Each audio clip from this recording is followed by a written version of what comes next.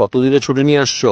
কতদিন পর কতদিনে ছুটি নিয়ে আসছো? বা ছুটি পাইনি, অনেক দেখতে ইচ্ছা করতেছিল তোমাদের, আর শুনলাম আমার শরীরটা ভালো না, চলে আসছি। আচ্ছা আচ্ছা। একটু থামো না, কতদিন পরে ছেলেটা আসছে, ওকে ঠিক মতো খেতে দাও। কি না বুঝে আসছে নাকি? বৌমা, তুমি মাছের মাথাটা ওর প্লেটে তুলে দাও না। এই বইটার শেষ পাতে তো আমার জন্য একটা কথা লিখে রাখছিলাম, পড়ছিলা? তোমার কিছু বলার নাই, আর আমার তো নাই। তোমার সন্দেহ আর আমার দুর্বলতা। আপনার কিসের দুর্বলতা? সন্দেহ পরামর্শ তো কি করেন নাই আপনি? যাওয়ার পর 1 মাস ঠিক ছিলেন, তারপর কল দিলে কল রিসিভ করেন, মেসেজ করলে সিন করেন না। লাস্ট 1-2 সপ্তাহ তো আপনার কোনো খোঁজই ছিল না। আরো বলতে হবে? আস্তে কথা বলি, বাবা মা যে যাবে। কি আস্তে কথা বলবো? আজকেও কালকেও তার শুনতেই হবে। আপনি কি মনে করেছেন আপনি এসে আমাকে একটা অজুহাত দিয়ে দিবেন, আমি বিশ্বাস করে নিব? আপনি যার সাথে প্ল্যান করে এসেছেন, আপনি তার কাছে চলে যান। তার মেয়ের ইমোশনস ফিলিংস যেগুলো বুঝেন আপনি, বিয়ে করে ছেলে রেখে চলে গেছে। আমি কি ফিল করছিলাম, আমি কি সাফার করেছি, আমি কিভাবে সাফার করেছি, আপনার কোনো আইডিয়া আছে? ঘুমাবো, গুড নাইট।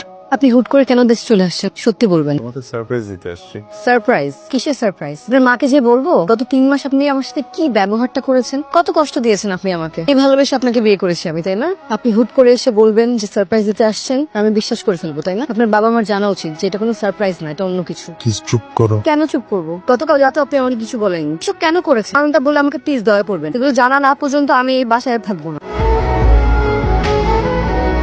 আমাকে ক্ষমা করবেন না, আমি আসি। তোমার ছেলের চোখের দিকে তাকিয়ে দিচ্ছো? হ্যাঁ, আমি দেখছি। আমি নিশ্চয়ই কোন একটা ঝামেলা করছো। আমার সারা জীবনের কষ্টের উপার্জনের টাকা পয়সা ব্যয় করে আমি ওরে বিদেশে পাঠাইলাম সুন্দর একটা ভবিষ্যতের জন্য, এই দিন দেখার জন্য। মনে করছো কি আমি কিচ্ছু জানি না? ওরে জিজ্ঞেস করো কেন করলো, ওরে জিজ্ঞেস করো। ছেলেটা মাত্র দেশে আসছে, ওকে কতদিন ঘুরতে দাও, বেড়াতে দাও, তারপরে না হয় জিজ্ঞেস করা যাবে। এখনই কেন জিজ্ঞেস করতে হবে? আমি বলে দিলাম তোমাকে, আমি কিন্তু এসব কিচ্ছু মেনে নিব না, একদম ক্লিয়ার বলে দিলাম। জানো, একা একটা চাঁদ দেখায় কোনো আরাম নাই, চাঁদ সবসময় সঙ্গে কি নিয়ে দেখতে হয়। আমি এখানে চাঁদ দেখতে আসিনি, আপনি কথা বলতে ডেকেছেন তাই এসেছি। আমি চাঁদ দেখতেই আসছি, কিন্তু আমার চাঁদ আকাশে থাকে না, মাটিতে থাকে। সবসময় আমার কাছে থাকতো, কিন্তু এখন ওর বাবার বাড়িতে থাকে। এই জন্য অন্ধকার হয়ে গেছি, নিজের তো কিছুই নেই। আই এম সরি, সবকিছুর জন্য আই এম সরি। গত 3 মাস আপনি আমাকে কেন এইভাবে ইগনোর করে গেছেন? গত 3 মাস আমার লাইফে সব থেকে টাফ টাইম ছিল। আমি একদম একা পড়ে গেছিলাম, আমার কেউ পাশে নাই, কি করবো না করবো কিছু বুঝতে পারতেছিলাম না। পরে মনে হচ্ছে যে একাই থাকি, কেউ ঠিক মতো যোগাযোগও করি। আপনি বইয়ে যে কথাগুলো লিখে গিয়েছিলেন আমি সেটা এখনো পড়িনি। ভালো বেরোচ্ছে পড়ানো, কেন? কিছু কিছু কেন না জানাই ভালো। আমি জানি না আমি তোকে কি বলবো, তোদের স্বামী স্ত্রীর ব্যাপার আমি জানতেও চাই না। তবে যদি কিছু হয়ে থাকে মিটায় নি। তুই দেশে আসছিস দেখে না খুব শান্তি লাগতেছে, আর যদি কিছু হয়েও থাকে তুই আমারে বলতে পারিস। না, কিছুই হয়নি। ইলির সাথে সব ঠিকঠাক আছে মা, তোমরা ভুল বুঝতেছো। আমার না আসলে আর বিদেশ ভালো লাগতেছে না মা, আমি আর দুবাই ফেরত যাবো না ভাবতেছি। কি বলতেছিস তুই? ফেরত যাবি না মানে? আমার কথা না হয় বাদই দিলাম, তোর আব্বা কত কষ্ট করে তোরে বিদেশ পাঠাইছে, গল্প করে বাড়ায় পাড়ায় বলে বেড়ায় যে আমার ছেলেটা পাঠায়। বিদেশটা না শুনতেই ভালো লাগে বুঝছো, বাস্তবে অনেক ভয়ঙ্কর। পাটায় জ্বর আসলেও মাথায় হাত দেওয়ার মতো কেউ এখানে থাকে না। আমি আর ভিতরে যাবো না মা।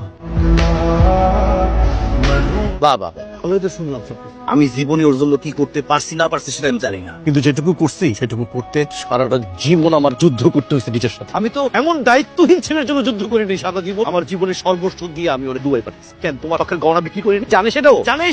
আর একটা মেয়েকে ভালোবাসে অন্যের একটা মেয়ের ঘরে উঠেছে, তার জীবনটাও নষ্ট করতেছে। আরে তুমি কার সাথে কথা বলতেছি? মা, তুমি তো তাই বোঝাও। তুই যা, আমি এখন ঘুমাবো।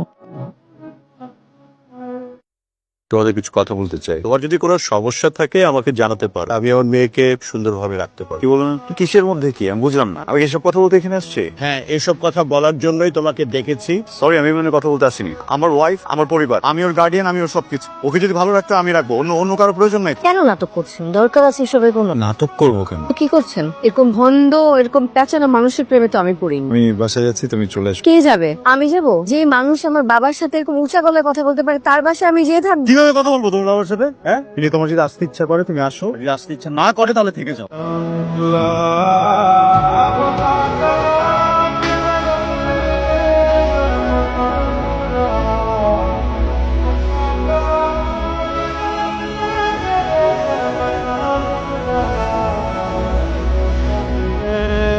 ইস, গাটা পুড়ে যাচ্ছে। কতগুলো রেডি হইতে ডাক্তার কাছে নিয়ে যাবো। আর কি একটা ব্যাগটা টাইম।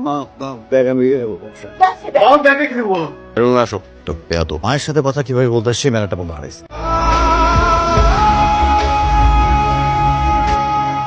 ওনারটা সিকেডি। আপনাদের পেশেন্ট দুবাইতে থাকতে মেডিকেশনের মাধ্যমে এসেছে আর কিছু কাগজপত্র না দেখেছে। আপনাদের পেশেন্টের এখন যে সিচুয়েশন, খুব বেশি দিন মনে হয় সার্ভাইভ করবেন না।